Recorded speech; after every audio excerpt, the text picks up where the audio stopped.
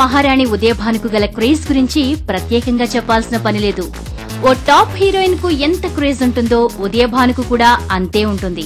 Top heroine craze 2-3 ఏళ్లలో కరిగిపోవచ్చు, కానీ ఉదయభాను గత 15-16 సంవత్సరాలుగా బుల్లితెరను నిరంకుశంగా పరిపాలిస్తూనే ఉంది. ఇకపోతే ఆమె సంపాదనతో టాప్ హీరోయిన్స్ కూడా పోటీ పడలేరు. అన్ని ప్రముఖ ఛానల్స్ లో ఏదో ఒక ప్రోగ్రాం నిర్వహిస్తుండటంతో పాటు మధ్య మధ్య యాంకరింగ్, ఈ రెండు చాలవన్నట్లు అడపాదడపా సినిమాల్లో ఐటమ్ సాంగ్స్ చేస్తుండే ఉదయభాను నెల సంపాదన 50-60 లకారాలు పైమాటే. ఇకపోతే చాలా రోజుల తర్వాత ఈ భామ మధుమతి అనే చిత్రంలో నటిస్తోంది.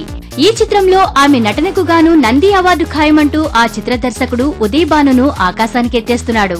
దాంతో ఉదయభాను ఆనందంతో ఉప్పొంగిపోతుందని సమాచారం. రాజశ్రీ తెలుగు నుండి ఈ రిపోర్ట్ అందిస్తున్నది కెమెరా పర్సన్ రాధాకృష్ణతో ధీరజ్.